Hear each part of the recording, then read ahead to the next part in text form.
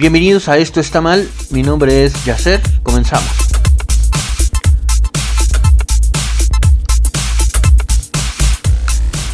La forma del almacenamiento de la música ha variado en muchísimo tiempo.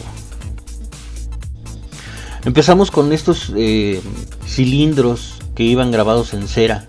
La invención es hecha por Thomas Alva Edison, que pues genera esto, descubre la forma de que de forma física se pueda lograr mantener las vibraciones de los sonidos en cilindros.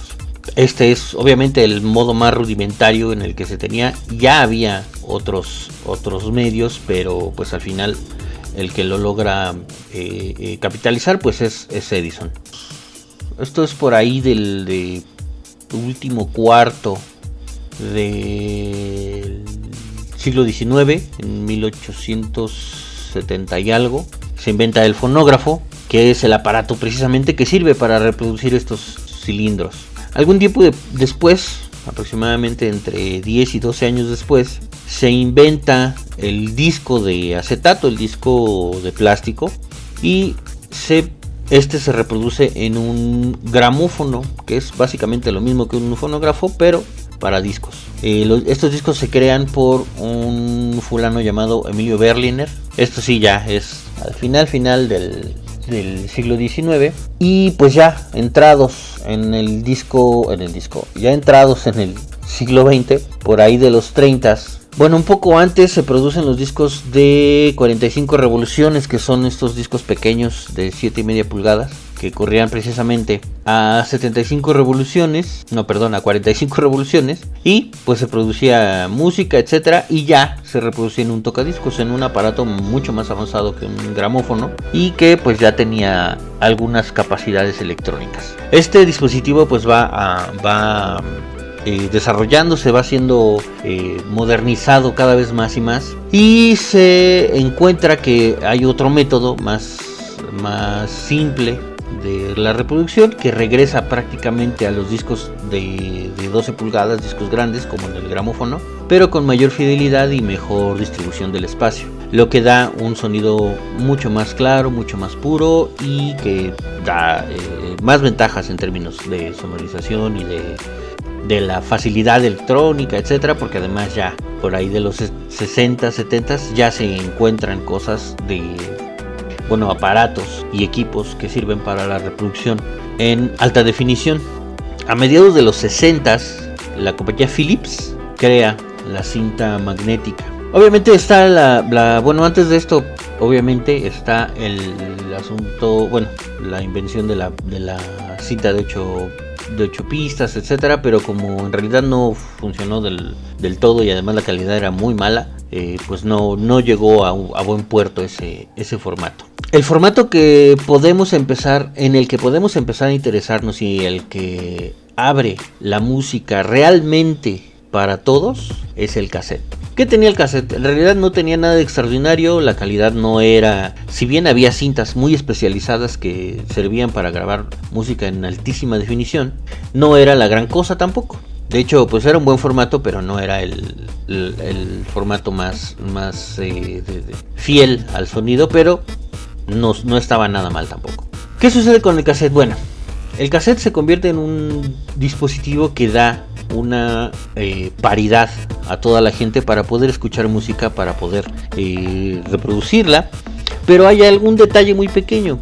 Los reproductores de cintas tenían la capacidad, que no sucedía antes, en la historia no había sucedido antes, de grabar sonido, grabar música, etcétera. Bueno, pues música, básicamente sonido, era la capacidad que tenía, pero permitía que la gente se volviera curadora de sus propias colecciones musicales. Es decir, todos nos volvimos expertos haciendo listas ya personalizadas desde aquellos tiempos. Estoy hablando de ahí de la segunda mitad de los 70s del siglo XX. Y entonces, ¿qué sucede? Pues que la gente tenía realmente el poder de decidir qué meter en una cinta. Esto nos da una gran ventaja, nos da una gran apertura a lo que en el futuro vendría. El cassette pues se difunde en todos lados, hasta la fecha hay gente que sigue usando este dispositivo y pues bueno, ese es el alcance que ha tenido. Estamos hablando que pues llevamos 60 años con este formato y este formato nos ha permitido transportar una cantidad infinita de gustos a toda la gente. Este fue el formato que comenzó todo, que comenzó el desorden. Obviamente no era la cosa más aceptada por la industria discográfica. ¿Por qué? Pues precisamente por eso, porque uno podía comprar una cinta y grabar directamente de la radio, grabar una canción, un programa, un evento deportivo, etcétera. Todo se podía grabar directamente en la cinta sin tener que pasar por caja, sin tener que pagar por ella, solamente obviamente por la cinta. Entonces esto genera un problema para las discográficas, pero en realidad también se convierte en un formato con un poder muy muy fuerte sobre lo que representaba la música en ese momento. Y entonces pues podríamos decir que entramos al punk de los formatos musicales. ¿Por qué? Pues precisamente por esto, porque al final es un formato que nos permite hacer muchísimas cosas. En términos de editar nuestras propias listas, hacer una cinta especial, grabar voz, etcétera.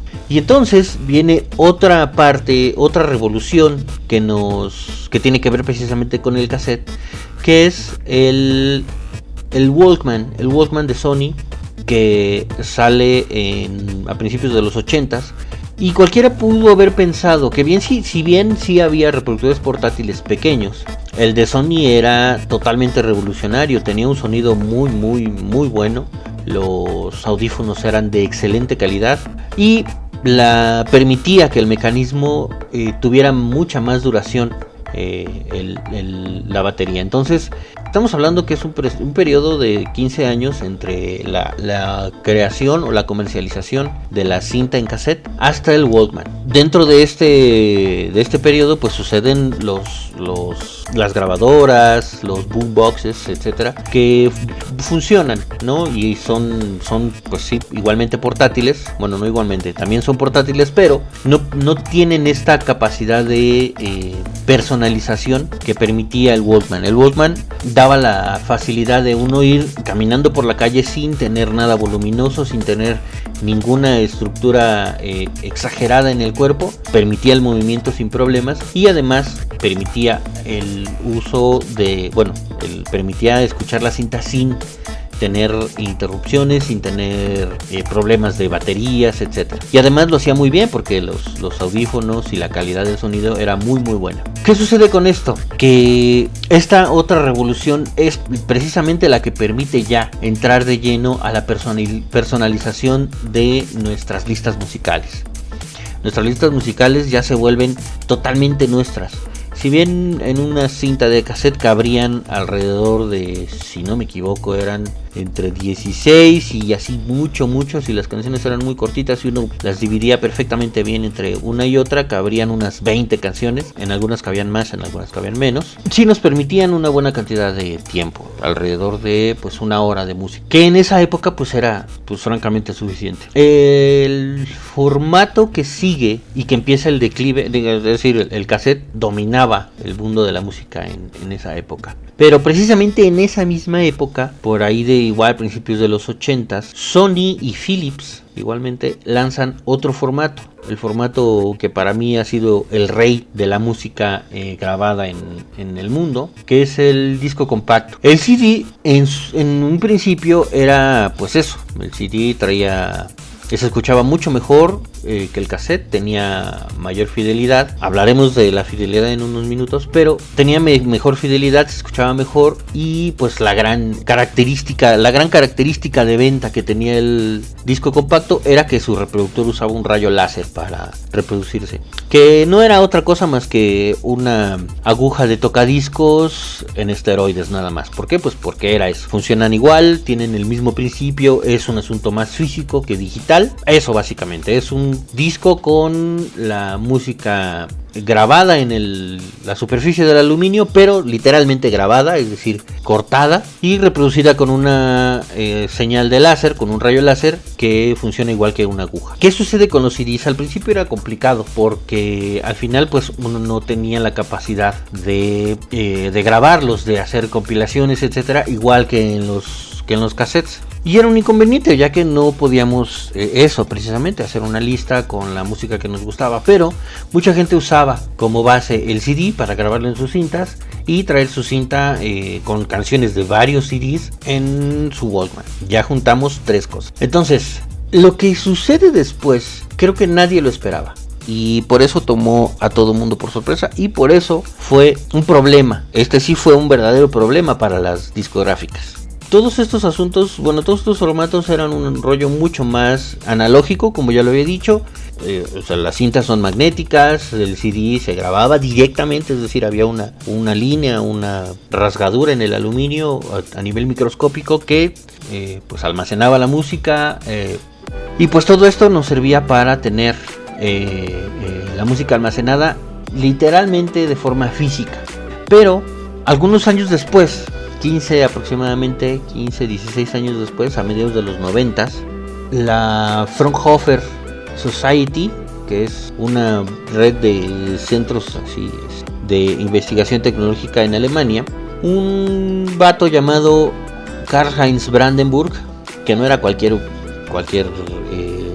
hijo de vecina, él era el jefe de la tecnología, el jefe de desarrollo de medios electrónicos de esta sociedad. Crean un archivo, un formato de archivo que se llama MPEG-1 Audio Layer 3 o MPEG-2 Audio Layer 3, al que todo mundo conocemos como MP3. Es un formato que, si bien no tiene la fidelidad que un CD o que un vinilo, etcétera, permite compresión de la música. ¿Esto qué implicaba? Que ahora la música ya no era totalmente física, ahora la música se convertía en algo digital. Y fue esto lo que provocó muchísimas cosas a nivel de derechos de autor y problemas legales, etcétera, con respecto a la música. Cuando esto sucede, esta gente pues libera el códec y entonces permite que muchos de nosotros en esa época comencemos precisamente a transformar nuestros CDs a ese formato, al formato MP3. ¿Qué permitía esto también? Pues que a nivel digital uno ya podía transportar su música de un lugar a otro sin necesidad de transportar los 200 discos compactos que cabían en los estuches estos que vendían para meter los discos solamente. Ya no los transportaba uno así, uno tomaba un solo disco. Y si bien pues era poca la capacidad que tenía un CD, pues 680 megas no era tan poca música. Entonces era suficiente para llevar el disco a varios lugares y tener la música disponible, obviamente con el decodificador y los programas correctos en una computadora. Esa era la desventaja.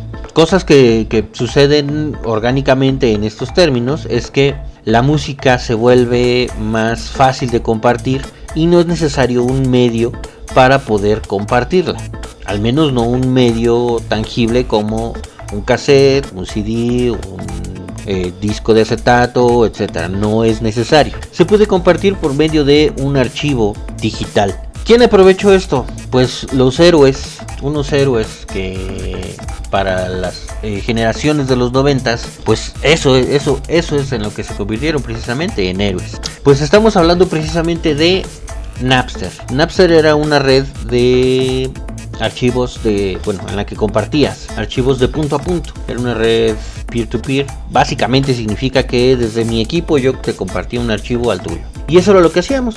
Compartíamos nuestros archivos por medio de Napster. Y entonces resultaba un problema para las discográficas.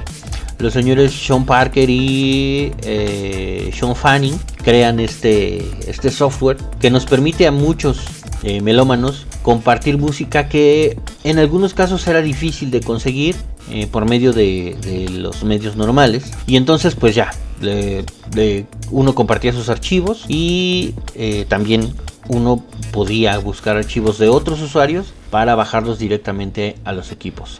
¿Qué sucede? Napster, al ser un servicio, un servicio. Napster, al dar la posibilidad de compartir estos archivos sin necesidad ni de un intermediario, ni de una discográfica, ni mucho menos, pone en alerta a precisamente la industria musical. La industria musical pone el grito en el cielo porque todas las ganancias se van como agua. No hay un parámetro de ganancia para ellos en ninguno de los sentidos. ¿Por qué? Pues porque simplemente la gente tomaba su disco que acababa de comprar, lo transformaba en MP3 y lo subía a su carpeta compartida de Napster, y todo mundo que quisiera buscarlo lo encontraba y lo bajaba. Esto pues obviamente representa cero ganancias para las disqueras, y hay un problema. Más o menos a principios del año 2000 se inician ya los juicios contra Napster, y pues nada, resulta que al final pues termina cerrándolo, pues se cierra el servicio, se cierra el programa. Muchos años después nace nuevamente como un distribuidor de música, igual de cobro, etcétera, pero pues obviamente ya no es lo mismo. Esto además lo provocan principalmente Metallica. Metallica, el grupo de rock, lo provoca y lo impulsa, es decir, el cierre de Napster lo provoca. Si bien eran muchos artistas y muchas disqueras, quien más se mete en el asunto de cerrar Napster es Metallica. ¿Qué sucede después de esto? Pues empezamos con otros gestores de música, o gestores de archivos peer-to-peer, como Ares, Audio Galaxy, Ntela, Kazaa, LimeWire, Emule, etcétera. Estos ya eran un problema porque pues al final no solamente compartías música o recibías música, también recibías muchísimos archivos infectados, y pues resulta que al final pues más bien decide uno empezar a decantarse por los archivos creados por uno mismo. Pero esto pues obviamente implica que al final pues uno necesita conseguir los discos para poder grabarlos en MP3, convertirlos a MP3. ¿Quién aprovecha todo esto? Lo aprovecha pues francamente alguien que no esperábamos. Lo aprovecha la empresa Apple, y ellos crean, obviamente con un poco de tiempo después, crean la tienda, una de las tiendas de música más grandes del mundo. Crean la iTunes Store, y pues en la cual uno conseguía música de todo, ¿no? Hasta la fecha creo que todavía tiene muchísima música, y aunque creo que ya más bien es un servicio de música digital. Se crea esta tienda que pues da opciones a muchísima gente. No da la música tan cara, porque además ese es el otro asunto, no da la música tan cara, pero nos volvemos, aparece un detalle muy muy muy específico que tenemos ahora. Este detalle es que uno paga por cosas intangibles. Si bien tenemos el archivo, si bien bajamos un archivo digital que está en nuestro equipo, que si se borra desaparece, etcétera, no es tangible, no es una cosa, no es un aparato, no es esto. Entonces es ahí donde, por ejemplo, tenemos que valorar por qué es por lo que estamos pagando ahora realmente. Entonces, ¿en qué deriva esto? Pues en otro de los avances más grandes de la música en los últimos años. El siglo XXI ha sido al menos los primeros 20 años del siglo XXI han sido una cascada gigante de avances tecnológicos, desde precisamente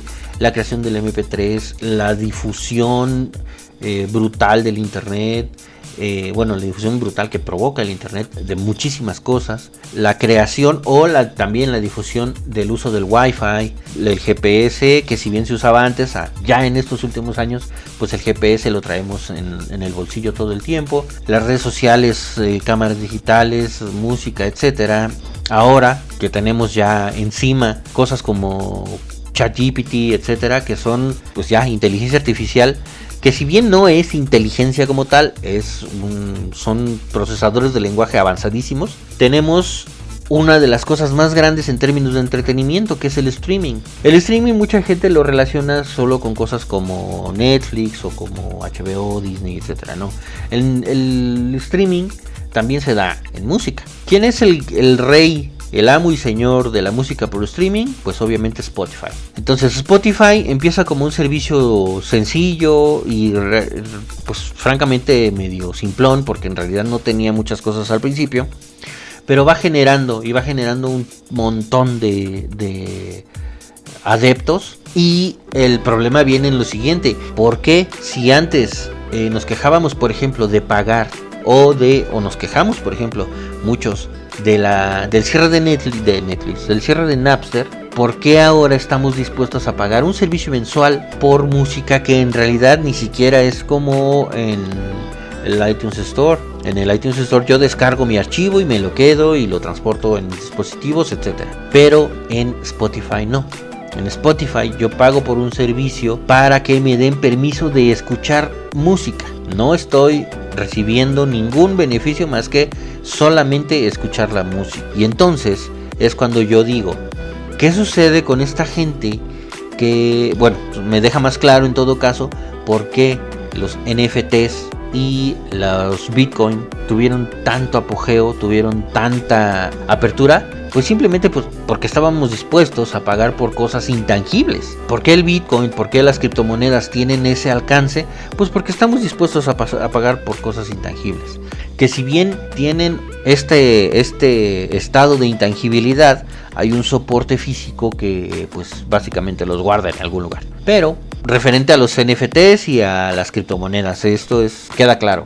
Pero con servicios como Spotify, en realidad nosotros estamos pagando para poder escuchar, solamente para poder escuchar. De ninguna manera tenemos la capacidad de quedarnos con esa música que escuchamos o de transportarla de un lugar a otro que no sea en los dispositivos donde nuestra cuenta de Spotify esté instalada. ¿Cómo nosotros podríamos hacer para que tengamos un control mayor sobre las cosas que escuchamos? Pues eso, básicamente es regresar al vicio del consumo, en términos de el consumo ridículo y horrible que tenían, y además la acaparación que tenían o que tienen las disqueras, y consumir precisamente pues nuevamente los formatos físicos.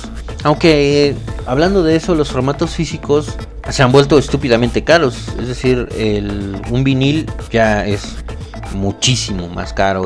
No entiendo por qué son tan caros. Antes no eran así de costosos.